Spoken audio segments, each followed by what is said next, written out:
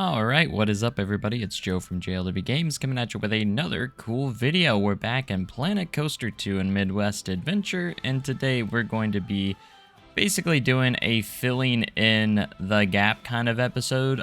So I know it might not be the most exciting episode of all time, but we get a lot of good stuff done here when it comes to just making our pathways look great, leading up to the B&M invert coaster and really creating, obviously we have the back entrance for Midwest Waves, the water park, and just creating a good environment for the park around filling in the gaps. This is a new strategy I've been using a lot of, I think, in Planet Coaster 2.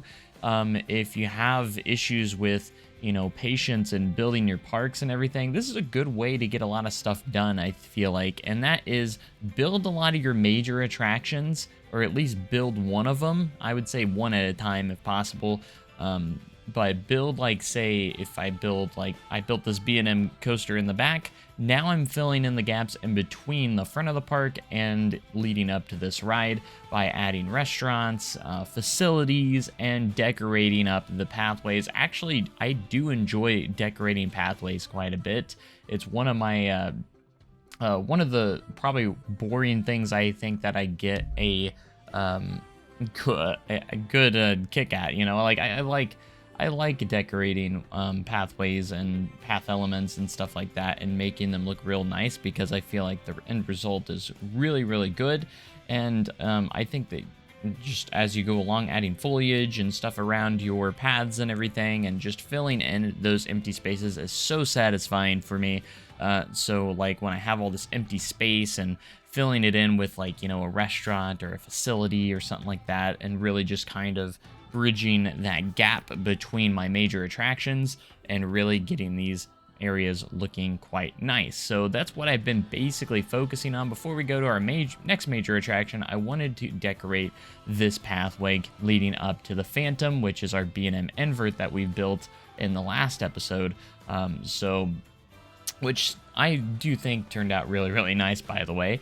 And I want to make sure that we have enough food and restrooms and facilities around this path, all leading up to it, so the guests have food options and everything like that. Across from the Phantom, though, you can see obviously we have the wood coaster, Forest Run, and I want to build another restaurant right there. We do build a restaurant in this episode here a little bit later on in that area between, because I had to fill in the gap between Midwest Waves, the water park, and this regular path leading up as well. So to do that, I did start out with making these little planter pieces in between the wood coaster and the pathway, which we already did a perimeter fence around the wood coaster to try and keep people obviously out of that perimeter. But I also want to make it still look nice, because just having a big perimeter fence obviously doesn't look that great. So let's add some planters, let's add some foliage just to make it a little bit nicer looking. Though obviously I can't fit too much until I get to about right here.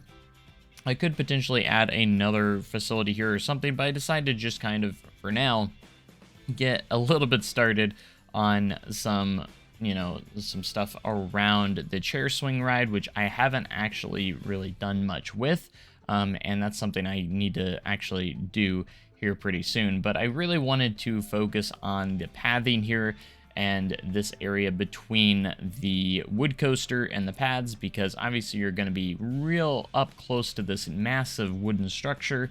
But I also wanted to add some like trees, foliage, and just make it look pleasing to look at. And you see this big gap right here between the water park and the dry park that I really wanted to build something nice. I was like, I have a good prime real estate here to build something pretty good. I could have done a flat ride, I could have done something else, but I went with a quick service restaurant because there's not really a lot of food places in this area of the park. So I wanted to make sure we had something for our guests, and I decided to do an elevated path that leads up to this kind of very unique style building. I had to squeeze this in here and make it very unique because I had very limited space. So we did some diagonal pieces here for our structure and everything, and I think the result turned out pretty good.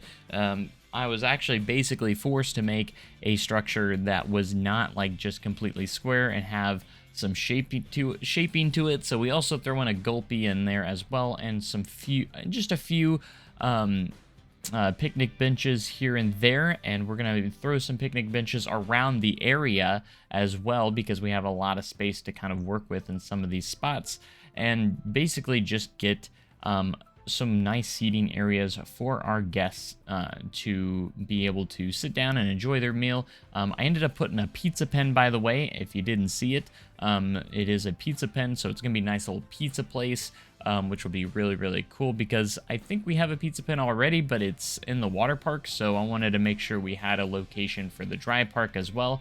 And I gotta say, after I got these places open, it started booming. A lot of guests and business coming in through this spot, which was really, really nice. The only downside to this pathing over here is we don't have a whole lot of space, and it does get a little congested with guests as well. But I'm hoping once we get the rest of the park fully fledged out and get more attractions and everything, that the crowds will disperse to the other side as well. So yeah, I'm really proud of how this kind of building turned out. It was very simple. I didn't do like a ton of detail work with this, just some windows and just some unique shaping, I think, when it came to the building structure itself. Doing the roofing pieces were actually kind of a little bit of a challenge to get it, but it was very satisfying once I did figure something out. It was really that other edge, not this edge here, but it was the other edge that really kind of made it a little bit difficult. I like using these little small pieces to kind of fill in this spot right here. It actually helped me out quite a bit. I'm not sure, I don't think that's the purpose of those, but it did work out in the end for that. And then this was the hardest part, was this corner right here, because you have a very unique and weird angle to work with. I did end up going with like this roof here that just kind of overhangs a little bit, because why not? I think it works and looks just fine as long as we detail it up properly. So I was pretty satisfied with that. And then of course I had the staff path that led from the dry park to the water park, and I have to do something there, which we will get into as well. I just had to figure it out at first, but I did need to go ahead and build some of these stone pieces to make our elevated path not levitating, because that wouldn't be natural, right?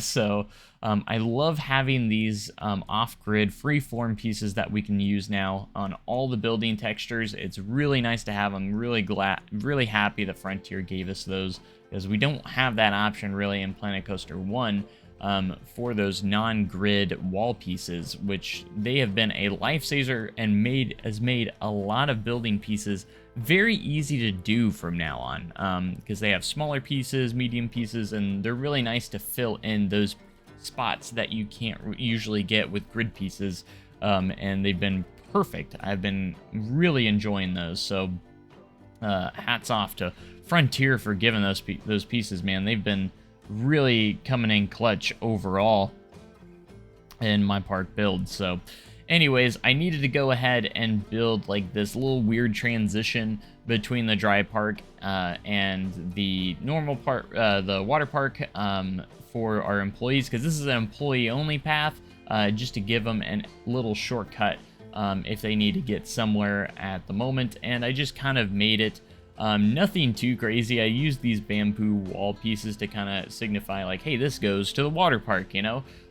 So with these little kind of like gates that the employees would go through, and just kind of, you know, just kind of like put that there to visually make it look a little bit better, I suppose. But anyways, I did decide to go in here, and I did have to do a few management things here and there as well.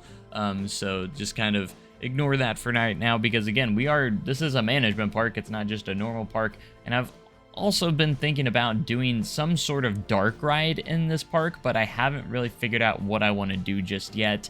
Let me know in the comment section if you got any ideas for dark rides. Should I use like a tracked ride? Should I use a roller coaster dark ride? Or what should I do there? I was thinking about doing like an indoor water ride potentially, but I'm not entirely sure just yet. Just came up across the mind, but I decided to do a few more custom supports for the wood coaster. I'm slowly getting those done because my gosh, it takes so much time, and I just try to do a little bit at a time as I go, and then hopefully at one point it will be almost done. So that's kind of like my hopes with the wood coaster supports, is just like slowly but surely get those done. I can't sit there and just work on them for hours upon hours. That's just not gonna happen. So I just have to slowly work on them every single session, just do a little bit at a time. You know, that's just how it's gonna work for that.